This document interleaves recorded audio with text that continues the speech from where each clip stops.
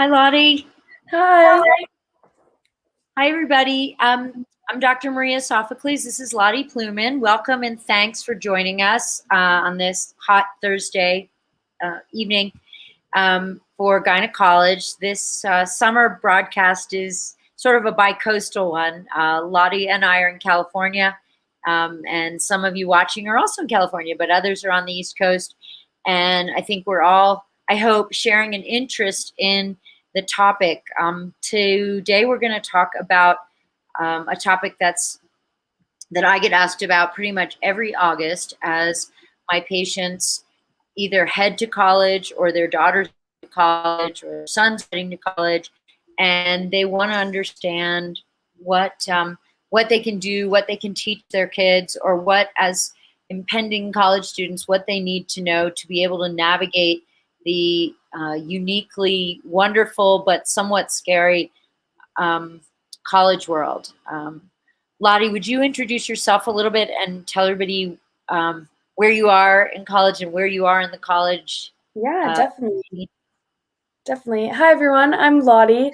I'm going into sophomore year at Santa Clara University. I'm a double major in psychology and public health, and I've known Dr. Sophocles for a very long time. So I'm really excited to be here today. Yeah, we're really super glad you're here. We only have 30 minutes, but we're gonna try to cover a bunch of topics. We hope to have a second guest, Martin Sophocles, my son, will come and join us for some of it, because we want to have I want to have male perspective, but I want to also address LGBTQ issues and some of the difficulties faced by LGBTQ young adults in terms of navigating issues during college. We're going to start, Lottie and I were chatting earlier, and we decided that we have to start with alcohol as a topic because it's one of the very first things that college students get exposed to, engaged in, or have fun with pretty much right after their parents pull out after unpacking them. And while that can be a source of great fun and joy, it can also lead to some unwelcome and frightening situations. And I mean, I think, Lottie and I spoke a week or so ago just about alcohol and hookup culture and how this can be a pretty frightening thing for a college student. Do you want to comment and share anything in that sense? Yeah. I think it's definitely, I'd say the word to describe it is overwhelming, because it's new, you're there and you're in this new environment with new people. And it's basically just oh, hi, Thomas. It's basically just a completely different ballgame, but it's nothing to be afraid of at all. It's exciting and everything, but it's so important just to know yourself and know your limits, because there is going to be it's just opportunities everywhere. Like that is college, and just knowing that before you get in is also really important. And like the pop-up says below, just the gender differences in metabolism, as much as you don't really want to think about it that way and have that gender divide, it is scientifically true, and it's just something that you should keep in mind always. Right. Let's talk about that. Let's talk about that and, put our science hats on, just so people can understand this isn't just that guys are bigger and stronger and tougher and that's why they can hold their alcohol. It actually has to do with an enzyme that metabolizes alcohol in the stomach and the liver. And men have more of it, and they even have a faster, sort of souped up version of an enzyme called alcohol dehydrogenase, ADH. In fact, they have that both in their stomach to start metabolizing alcohol as soon as the alcohol hits their stomach, and then they have it in the liver also. Women have almost no ADH in their stomach. So the alcohol can sit in their stomach, and then more of it can get absorbed into the bloodstream than when a guy drinks alcohol. So they absorb more into their bloodstream. And so if Thomas and Lottie both take the exact same amount of alcohol, the same shot of whatever, it's almost guaranteed that Lottie will have a higher blood alcohol concentration than Thomas. And it doesn't have to do just with difference in size of the body. It has to do with the ADH, and also it actually has to do with water, that men actually have more, I think it's men have more water in their body, and it's sort of a delusional effect. So there's actually many, and Thomas has even more than most men. There's actually many reasons why men and women have different effects from the same amount of alcohol drunk. And I definitely would say that your average, person who's providing this alcohol in a fraternity or a social organization probably doesn't know this, and definitely isn't thinking about this when they're offering alcohol to you. And so it's just something that, just like you would your dorm key, it's something that you've just got to always like remember and have on you. And it's totally okay to throw it over your shoulder, or just not engage fully in all of those things, because that's also like, when I don't know, it's definitely something you want to learn too, like before because once you're drinking, you're impaired, so you're not better able to make the decisions you maybe thought you could make before you were having drinks. Yeah, exactly. Right? Exactly. Comments? Just that guys kind of have to take the same responsibility in a way that, luckily, I mean, I know I obviously had to learn my limits, and I think it's one thing, women, I'd argue, with the kind of gender imbalance of alcohol tolerance, have to, know their limits better, but guys also have to be aware, be it when serving alcohol. My thought is just going shot for shot, not to be blunt on the wording, but if me and be it girl I'm into or a friend of mine are going shot for shot, probably wouldn't be bad if either not that I had to do another one, but if for every one she did, I did two, and kind of said, hey, I know my limit, and there's going to be if I'm like, hey, this is too much for me, it's definitely going to be too much for you. And just being aware, and as we move on to further conversations, eventually, how that applies to consent and all that stuff, that's right in there, I mean, it's easy for a guy to be like, well, she and I had the same amount of alcohol, Right. But what the hell is what? But with that information in there, that's hugely, that's a big idea that a lot of people will let go right over their heads. Right. And you bring up a good topic, is drinking very commonly leads to sex, and leads to sometimes consensual sex, sometimes non-consensual sex. Consent is a really slippery slope. It's not always a straightforward thing, right? Sometimes it's a he said, she said, or he said, or she said, she said thing. Yeah. And I think colleges are trying to grapple with it. What are they doing at Santa Clara about that? Do they teach you? Do they have a... I mean, I had my first year on, during the pandemic. So all of our orientation that would have happened in person was online modules.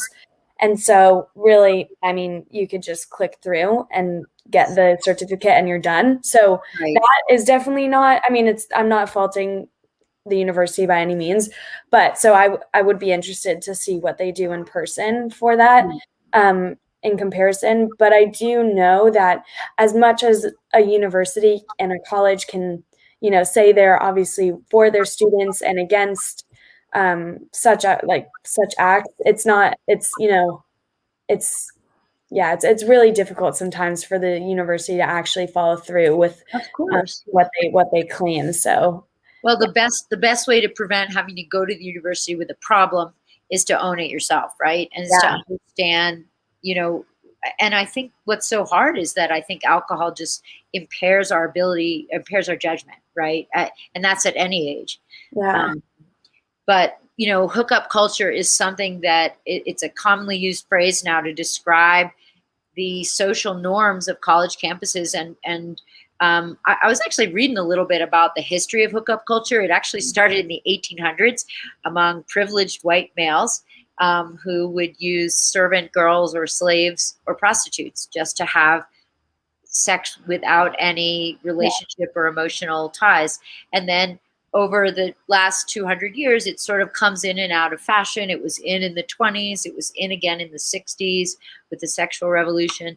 it's sort of in again now, to the, it's quite prevalent. I mean, 80% of college students say they participate in hookup culture. 90% of colleges describe the vibe, students describe the vibe at their college as that of hookup culture. It was something I think a lot of people come into college expecting, or fearing. I think for some people, they actually don't want that, but they don't know what else to do about it. Or I don't know, not a college. What was your feeling about that? Honestly, I mean, I took a gap year before college, so I felt like I had a little bit of, but it was abroad, so it wasn't, and I'd say America is completely different in regards to binge drinking and hookup culture, but that's a whole nother conversation. But I think definitely you will notice it, but you also, you'll be a part of it as well. Like it's not, and then it's just, that's just how it is. But I'd say like understand like what type of person you are and what type of, if those aren't the type of relationships, because I mean, it's really difficult, and if you know that about yourself, then there's certainly other avenues to like form relationships and have, some sort of intimacy. And that's like definitely, that's something you should know about what you're looking for, I guess, before. But it's just a huge part of college, unfortunately. And I think that's like all across every single college. I mean, I can speak for. Yeah, I do too. I think it's a pretty national kind of norm at this point. Yeah. At least all the patients I have who are in college describe it like that. Do you agree? Yeah, I'd want to share a really, really critical distinction, I think, is kind of how men and women, I think, based on gender roles, are given very different expectations within this hookup culture. I love this because I'm going to say 15 minutes before getting on this call, I was having a conversation with this friend about this exact topic, where I take a lot of feminist classes. I have a lot of girlfriends, and we all talk about, I talk to my sister, where we talk about, and we say, not to out her like this, but where we say, a lot of them feel I wouldn't say uncomfortable participating in the hookup culture, but some of them are horny, are looking for sex, but are taught from a young age that to be a sexual woman is, taboo. It's like your whole sexual purpose is, find a husband or some crazy crud like that. Yeah.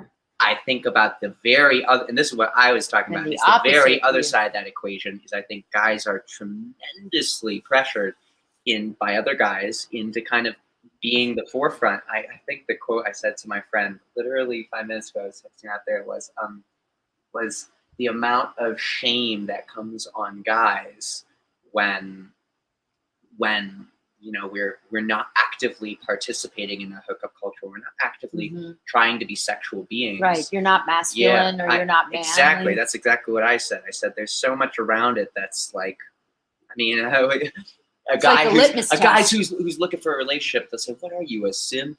Some easy pickings guy who's just trying to make girls happy. And it's like, a lot of guys just want relationships. And I think, unfortunately, we kind of put it behind this mask of, I'll call it some innate sexual drive that's like, men have all the sexual drive in the world and therefore have unlimited sexual bounds. And I think realistically, we're doing men a disservice I too. agree. To put them in that role where they're measured, their masculinity is measured by the number of conquests or sexual partners or hookups they've had. Yeah, agreed.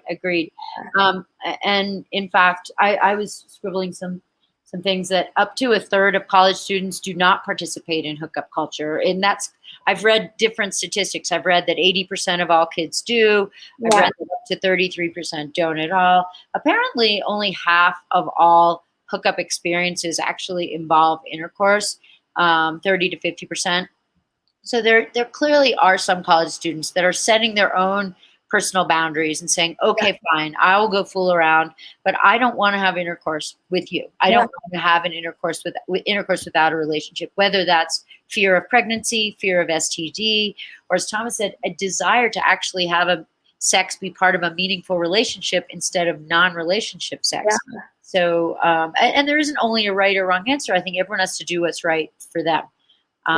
But it sure would be great if you are going to participate in hookup culture to at least be appropriately prepared in terms of contraception so that pregnancy and STDs are not unwelcome sequela of that.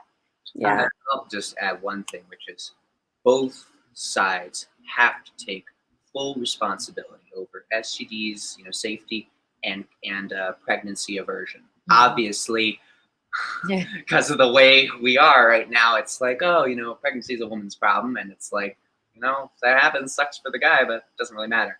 That should not be it. Right. That is not accurate. I had a friend who is having intercourse with a guy unprotected, and she said, well, I assumed, based on what happened, I assumed it was like safe or something because the guy didn't say anything about it. He didn't say there was anything unsafe, STD unsafe, a pregnancy where she's like, I'm not on the pill, I'm not IUDs, super unsafe. And I both thought, come on, get educated. But then the other half of me thought, it's definitely his responsibility too to say, wow, to understand what is this about. Yeah. So let's just talk about something super basic. Yeah. When in a woman's cycle can she get pregnant? Exactly. And I wish I had a dime for every time I'd have a patient say to me, can I get pregnant while I'm on my period? The answer is no, you can't. In fact, you can only get pregnant about 3 days out of the whole month, the day you ovulate, about the day before and the day after. Most people don't know that. They don't know when that is in their cycle. And that's okay if you don't, because most kids get taught in 6th grade. They're not paying attention. It's taught in a boring fashion. By the time they're having sex, they completely don't know. So I think reliable contraception is something that I think Thomas is on the right not all of us can be sons of gynecologists, but I figure, can't more guys be aware of this? Yeah. And for girls, if you can get it before you need it, I get so many phone calls in October from girls I saw in August saying, I'm not going to be sexually active. I'm pre-med. I have to study a lot. And they call me in October saying, I'm dating this guy. We're having sex. I don't want to tell my mom because she's going to worry about my grades or pregnancy, but it's just easier to think ahead. And so many people worry about side effects that they don't get on contraception. And I think contraceptives are really mostly super well tolerated. Most of my patients who have IUDs or are on the pill are super happy. Yeah. Yes, rarely someone has cramping or headaches or some weight gain or some this or some that. And if you have a good clinician, you can call a PA, a nurse practitioner, a gynecologist, or go to your school health clinic. You can sort it out. If type A isn't great for you, try type B. I think it took me four different birth controls to figure out the one that, and I've been on it for a couple of years, and it's great, and I love it. Yeah. And no side effects. So, yay! But again, you had to persist. Yeah, if you would just quit after the first one, you don't want to be there. So I try to think about what are the most common hangups or fears or myths that keep people from getting on the pill. And the number one thing is weight gain. They're terrified of weight gain. They picture themselves, 30 pounds heavier. And I've been doing this for 26 years. I've never seen anyone gain 30 pounds on a birth control pill. The average weight gain is about 2 pounds. And remember, that means if you gain 4 pounds, someone else gains 0. There's really, it's not very much at all. Yeah. And some women, it's nothing. And I think, I don't want to gain weight either, but I think the alternatives are pretty lousy. As far as newer options, there's just something to tell you guys about called Phexxi, Phexxi, Phexxi. It's a birth control gel. And to me, it's the closest thing women have ever gotten to on-demand contraception, meaning something like a condom. So that if their partner does not have a condom, or has a condom and it broke, or has a condom and it's old and expired, or can't find their condom, it's something you can say, well, I have this gel, and you insert it into the vagina and it kills sperm. And we think it kills STDs also. Yeah. My patients who use it report that it actually makes sex more comfortable. So I feel like I don't work for the company. I wish I did, but I feel like it should be like every college student should have this Yeah, definitely. dorm room, and so that they don't have to rely on a guy to say, yes, here we are. And I mean, this goes for gay couples too, even though you may not need contraception from a pregnancy prevention standpoint, having, lube so that sex is comfortable, you have other ideas on that? Just to me, owning it and thinking it through, having condoms for STD prevention. These are like basic things that, again, if nobody's making me the dean of a college, but if I was, there'd be giant baskets of condoms everywhere. Not to promote sex, but to promote safe sex. To me, people are going to have sex. They've been doing it for millennia, so do it safely.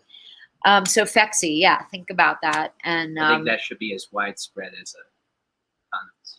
What, Phexi? Yeah. Yeah, me too. My college campus did have in each hall, they had a nice little basket of condoms. So it's That's awesome. Yeah, it was just nice. But I do think, you brought up the kind of LGBT relationships. Yeah. I'm just going to say it. They're not taught at all. There is so much mechanism involved with 2 men, 2 women, non-binary people. Pick your choice. And all throughout the wazoo, love the high school sex ed we got, But it wasn't LGBTQ.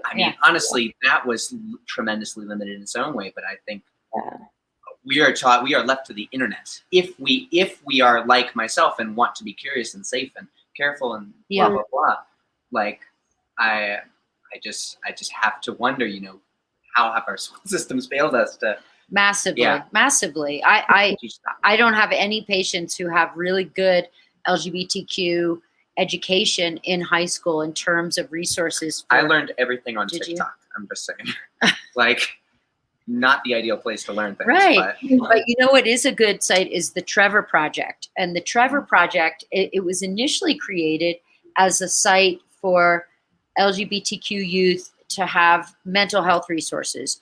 But now it's become much more comprehensive, a place where LGBTQ youth can go for social media platforms, can text counselors, or can text people for answers to their questions.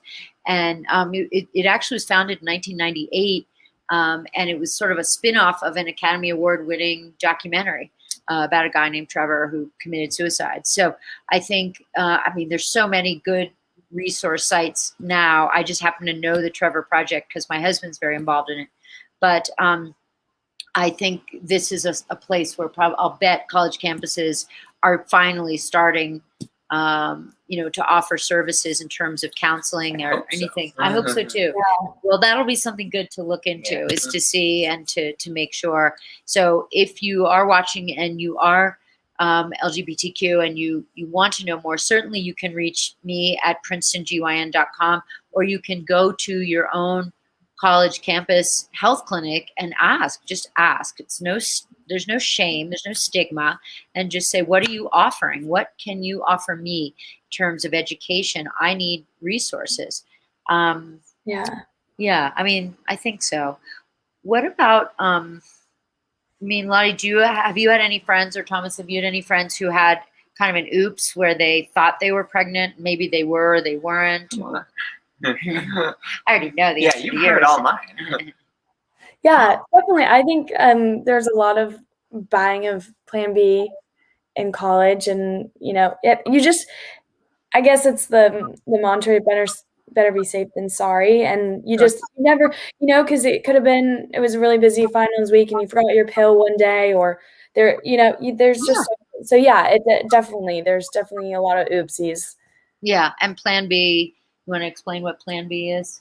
Yeah. Why? You want to explain what Plan B is? This is a next day contraception. Yeah, it's just, I think you just get it over the counter, and it's like it's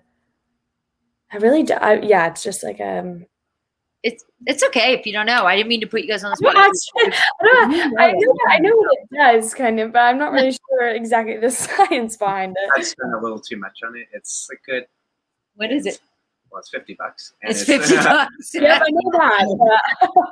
But $50 there's for one pill. right. But there's a cheaper way. Yes. Right? I mean, no, I'm not going to explain that. You're the gynecologist. All right. So listen, Plan B is just a hormonal pill, not unlike a birth control pill, that if you had an oops and you forgot your pill, or you missed your period, or you had unprotected sex and you haven't started your pill yet or something, it will cause a period, which will keep you from getting pregnant. If you don't have the $50 for Plan B, or you don't have access to a pharmacy, or you have a birth control pill pack lying around, you can just take a couple of birth control pills, like 2 and then 2 the next day, and it'll do kind of the same thing. But obviously the smarter thing is just to get on super reliable contraception. And I'm not going to say anything bad about the birth control pill. It's been around for almost 55 years. It works. It can clear your skin. It can reduce your risk of ovarian cancer. Reduce, not raise. It can smooth out PMS symptoms. There's so many benefits to it. It's awesome. Yeah. But it is easy to forget. At least if you're like me, it's easy to forget. So I would say the more popular, the pill's still the #1 used birth control pill in America, mostly because it's what people have heard of. Mm-hmm. But now rising in popularity is something called a LARC, long-acting reversible contraception, LARC. And that's something like an IUD, which is a little piece of plastic that a provider puts into the uterus. And yep, it hurts when we put it in, but just for a minute. And then an IUD lasts 5, 6, 7 years if you get the ones that have progesterone, which I highly recommend because they make your periods crazy light. There's a copper one that lasts for 10 years, which makes your periods heavier. So I'm not a big fan, but it's certainly fine if you prefer that. But either way, these are things that are inserted and you forget it. You forget about it. Yeah. Now, neither an IUD nor the pill will prevent STDs. So condoms or Phexxi, to me, are a must, like every time. But I think the best way to avoid an oops is, #1, know your cycle.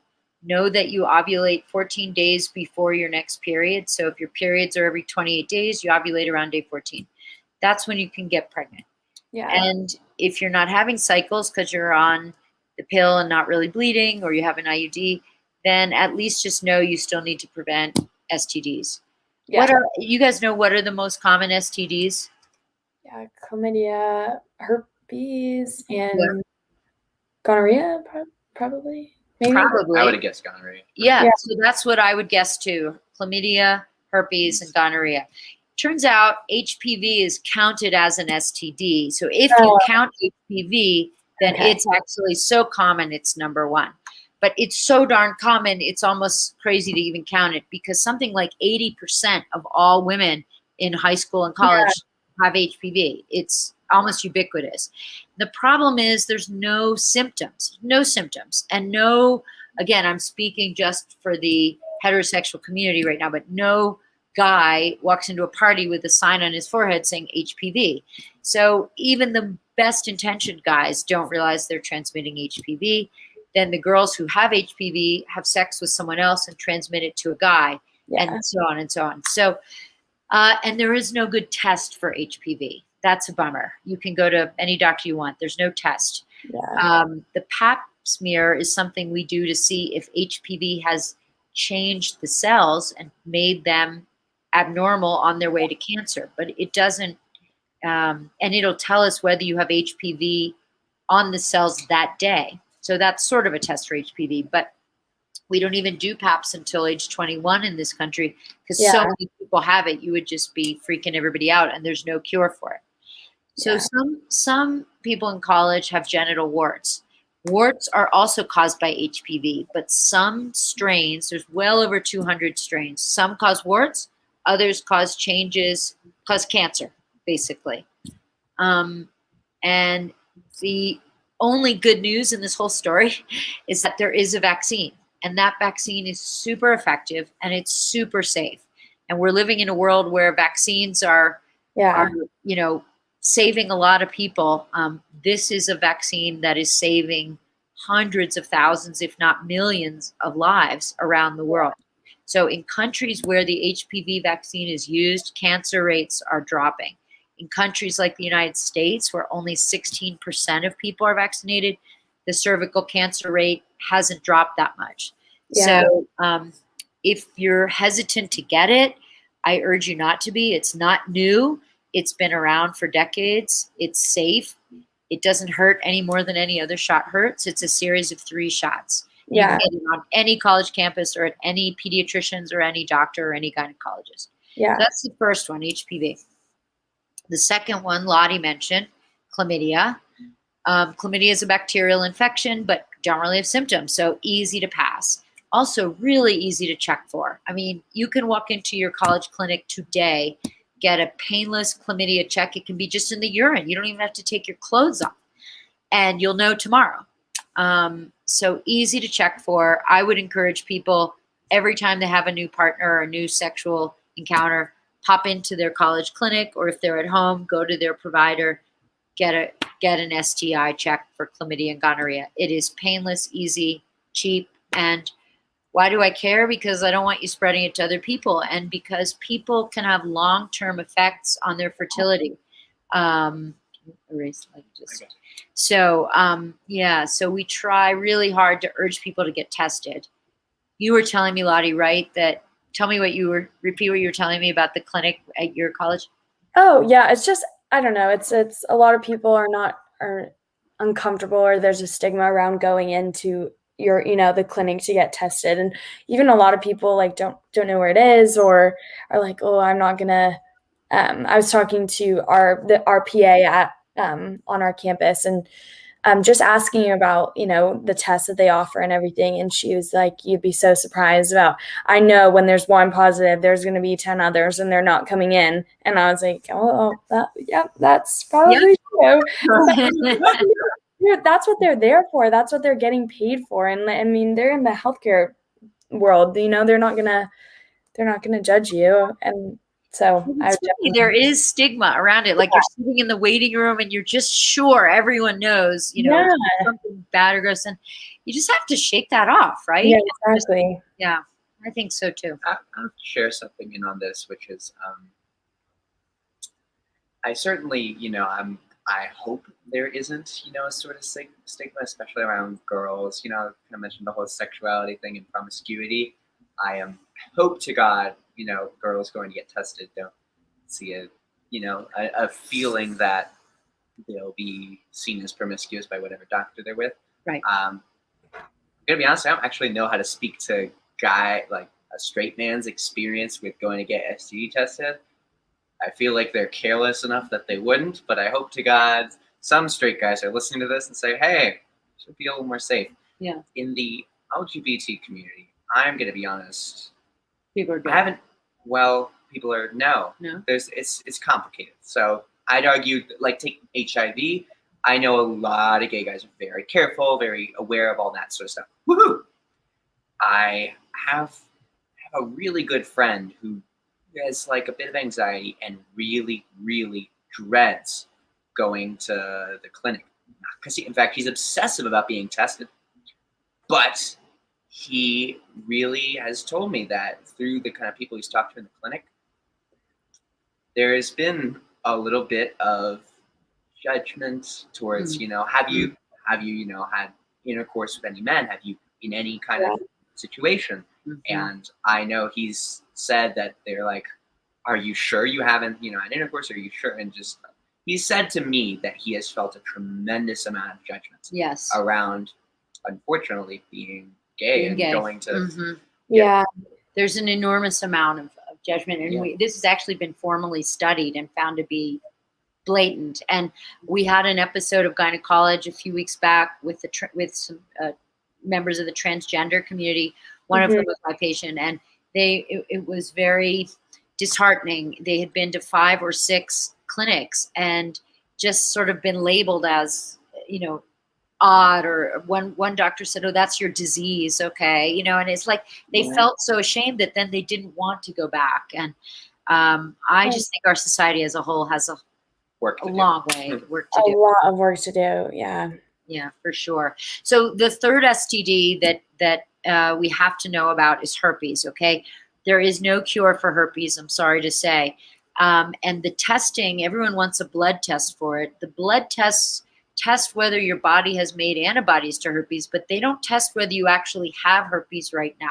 So the way to get tested for herpes is if you have lesions on your mouth or on your genitals, a clinician can gently brush or scrape those lesions and test you that way. But once you have it, you've got it for life. The little virus lives in the nerves, under the skin, and you've got it for life. And you may have one more outbreak, another outbreak a month, or never again in your life. It varies. Some people get them with stress. You can have outbreaks of herpes on your mouth. You can have them on your genitals. We used to make a big deal about herpes 1, herpes 2. We don't anymore.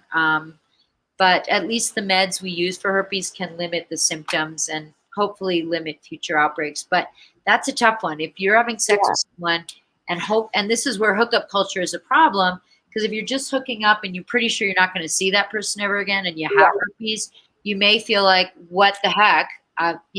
Whereas if you're in a long-term relationship, you're much more likely to say, hey, I don't want to have sex tonight because I think I have an outbreak. So I think that's honestly one of, not to be judgmental, but that's one of my only hang-ups about the negative aspect of hookup culture is the increase I've seen in herpes from just casual encounters. Yeah, I believe it. Yeah. So that's a little frustrating, I think. I think Trevor Project I talked about, campuspride.org was another, I don't know if you've heard of that, but I just feel like the LGBTQ community, I think more and more colleges do have, clubs and things like that. But I think as far as feeling okay to go to the regular clinic, I still think that Thomas hit on a really important thing. It's really hard. There's still a lot of shame and stigma. Yeah. So hopefully one thing, we've been chatting. I don't want to keep anybody any longer than we have to. Do you have any parting words, Lottie, or any thoughts about what you wish you had known or what you think girls or guys going this fall? Oh, I'd say, well, definitely be excited. It can be super overwhelming, and it's so easy just to think about that and all of the things that you're trying to remember. But I'd say know yourself, know your limits, and definitely try and find people. Like when you go there, it's always a good thing. They don't have to be your best friends for life or at your wedding or anything like that when you first get there, but it's always a good thing, especially if you're going out, and just knowing a few faces in the room, it's better than nothing. And it's definitely, I'm so grateful that I had people, looking out for me always. So yeah. I think we talked too about the red zone, and the red zone referring to the first 6 or 8 weeks of freshman year in college, when I think 60% of all sexual assaults on college campuses occur to freshman women in those first, from when they get there till Thanksgiving. And we don't know exactly why, but the theory is that these women haven't had a lot of drinking exposure, so they're drunk very easily, but also their social structure is not there yet. They haven't made really good friends who are going to walk them home, or who are going to be watching out for them at a party, who are going to intervene if they've had too much to drink. Some colleges are starting something called bystander intervention programs. And if your college has one, I would encourage you to do it. If not, you can look up something called Green Dot. It's a program to teach bystander intervention. So if Lottie and Thomas are out at a party together and Thomas is drinking too much, Lottie can say, Thomas, I think it's time for us to go home, or however it goes. I don't know. But I think these are actually really important. I think. I'd love to add something, because you said know your alcohol limits, know your sexual limits too. Yeah. Oh, yeah. I always say to my friends, we always have a great chat before I go out. My thing was I'd always go out with friends, go with like a posse of 5 or so girls, and we'd all kind of have, especially the ones I was really close to, we'd all have a conversation. I'd say, what's the goal of the night? Oh, I want to hook up with a guy. You're going to make out? Yeah, we'll make out on the dance floor. Great. But if they're like, keep going, and it seems like he's going to take her upstairs or leave with her, I kind of grab her a minute, and I'm like, is this what you want? And part of me also, in that earlier conversation, likes to have sex tonight, or working out? Are we, Yeah. what is the limits? And I think that's a really important thing to walk do ahead into of a time. social, because a lot of people walk in and they're like, I'll see what happens. And it's okay to have flexible boundaries. I personally set up with whenever, be it in a situation, if I'm hooking up with someone or with friends, I always kind of have 3 little zones where I say, what are you comfortable with? What are you absolutely uncomfortable with? What are you not sure about? And it's like, I think defining those for you is helpful. I'm going to make out. Yeah. We'll go to third, second base. I am not having sex tonight. And you walk green, in, a yellow, and a red light. Yeah. Yeah. I think that's really important. 100%. Know your limits in all aspects. Nice. I'm sending you guys with Catherine to college. That's it. Yeah. I mean, I'm sure Thomas and I would love to go to Cornell for a little bit. We'd love to start freshman year, first few weeks of freshman year. Yeah. Well, thank you so much. We're going to have a little weird scheduling thing. Gynecology is usually every other Thursday, but we're going to do it next Thursday too, talking about heavy periods and how to lighten heavy flow. And then we're going to take a little summer break and come back in September. But I am so grateful to Lottie and Thomas for sharing this time with us and sharing their own personal experiences. And I know that some of the people who will watch this now or on YouTube down the road will be really glad to get your perspectives. And thanks for paying it forward, guys. I really appreciate it. Yeah. All right. Have a great rest of your night. Take care. Bye, Lottie. Bye, Thomas. Bye.